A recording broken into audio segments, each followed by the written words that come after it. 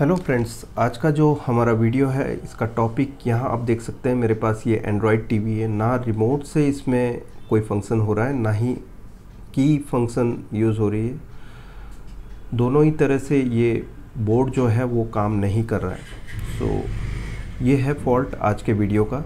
देख लेते हैं इस फॉल्ट को हम कैसे रिपेयर करेंगे।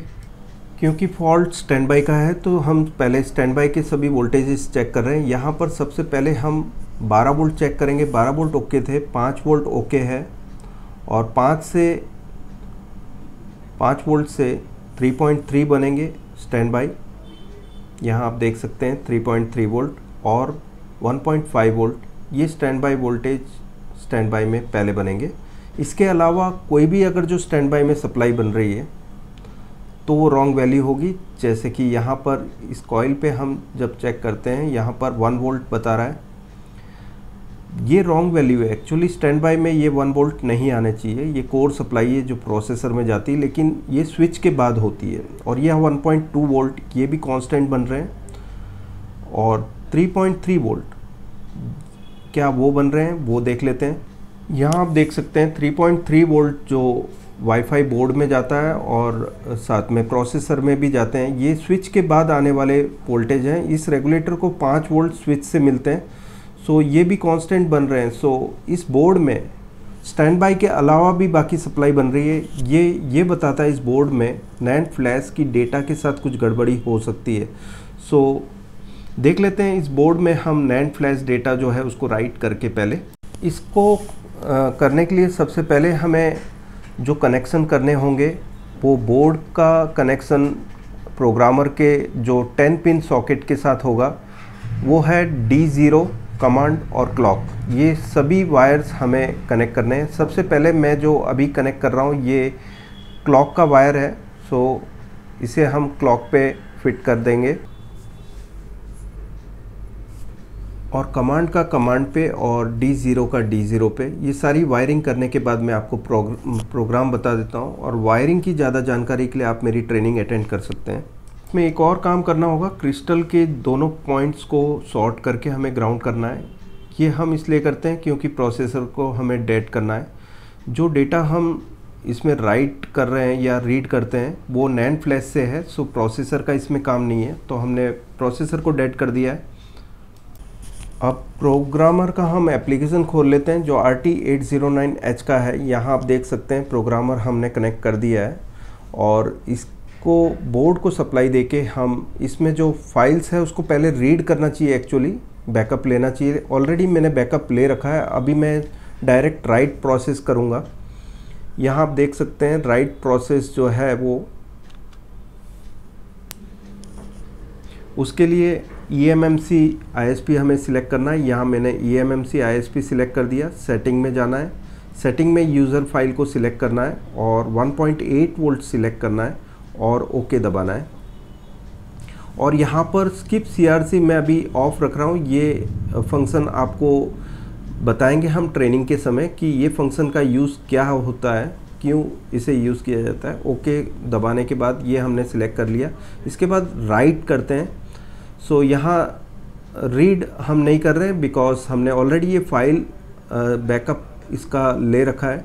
सो यूज़र में हमने 1.8 सिलेक्ट किया और ओके दबाया है और राइट बटन यूज़ करते हैं। तो यहाँ आप देख रहे हैं कि कुछ प्रकार का एरर आता है। वो एरर क्यों आता है, यहाँ पर रीड टाइम आउट बता रहा है।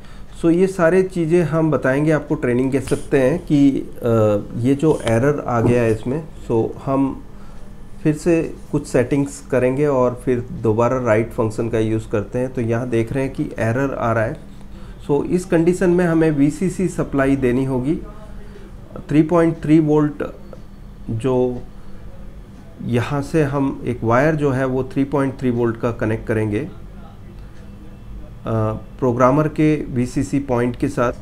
सो यहाँ आप देख सकते हैं 3.3 वोल्ट मैंने कनेक्ट कर दिया है प्रोग्रामर के साथ। और इसके बाद हम दोबारा से eMMC सेटिंग में जाते हैं और eMMC फंक्शन दोबारा ऑपरेट करेंगे। ये ओके दबाया, फिर सेटिंग में जाना है। सेटिंग में जाके आपको 1.8 वोल्ट सिलेक्ट करना है और ओके दबाना है। यूज़र एज इट इज़ रहेगा यहाँ पर। अब हम राइट करते हैं तो ये ब्राउज़ पेज खुल गया। अभी हमें उसे सिलेक्ट करना है जहाँ हमारे डेटा है। यहाँ आप देख सकते हैं राइट प्रोसेस स्टार्ट हो चुका है। ये 5% पे अभी, ये 100% तक राइट हो जाने के बाद ये स्टॉप हो जाएगा अपने आप। और ये राइट सक्सेस होने के बाद हम ये बोर्ड को चेक कर लेंगे, इसमें जो प्रॉब्लम है स्टैंड बाई की ये सॉल्व होती है या नहीं। वीडियो को यहाँ पर मैंने स्पीड अप कर दिया।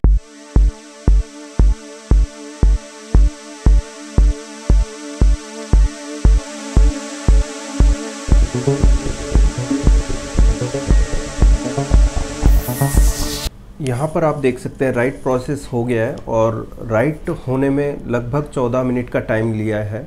और अब हम देख लेते हैं इसमें टाइम कितना लिया है, कैलकुलेट कर लेते हैं उसे। 826 सेकेंड्स टोटल टाइम था, उसको डिवाइड बाय 60 करते हैं तो हमें मिनट में वैल्यू मिल जाएगी। यहाँ 13.76, दैट मीन्स करीब करीब 14 मिनट का टाइम लिया है राइट में। और राइट होने के बाद अब हम बोर्ड को पावर देके देख लेते हैं कि इसमें जो प्रॉब्लम है ये सॉल्व होती है या नहीं। अब आप देख सकते हैं हमने पावर दे दिया है और जैसे ही हम रिमोट से ऑन करते हैं तो स्टैंड बाई की पहले हम सप्लाई चेक कर लेते हैं। यहाँ पर जो सप्लाई बनेगी वो पहले जो बनेगी वो 1.5 वोल्ट, 5 वोल्ट, 5 से 1.5 और 3.3।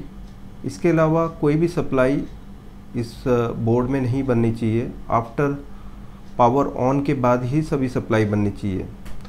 सो यहाँ अभी अब जब हम रिमोट से प्रेस करते हैं की तो यहाँ देखते हैं इंडिकेटर लाइट जो है वो बंद हो गई और इसके बाद बाकी सप्लाई बननी चाहिए। ये 1 वोल्ट, यहाँ 1 वोल्ट बन चुके हैं। पावर ऑन होने के बाद यहाँ 1.2 वोल्ट बन चुके हैं, 3.3 वोल्ट, ये सभी 5 वोल्ट से बन रहे हैं, जो कि स्विच के बाद 5 वोल्ट सभी रेगुलेटर्स को मिलते हैं। दोस्तों आपने देख लिया किस तरह से ये बोर्ड हमने रिपेयर किया। इसमें eMMC IC में डेटा की प्रॉब्लम थी, हमने eMMC चिप को राइट करके इस बोर्ड को रिपेयर किया है। इसी तरह की जानकारी मेरी ट्रेनिंग में मिलती है। अगर जो आप ट्रेनिंग लेना चाहते हैं तो नेक्स्ट ट्रेनिंग मेरी बेंगलोर में है, जिसकी सभी जानकारी मैं अभी आपको फ़ोटो के थ्रू बताने जा रहा हूँ। जो लोग बेंगलोर में रहते हैं या बेंगलोर के आसपास, उनके लिए ये बहुत अच्छी खबर है कि मेरी ट्रेनिंग है बेंगलोर में जो होने जा रही है 19 अप्रैल को। इसमें सिर्फ अभी 4 या 5 सीट की ज़रूरत है।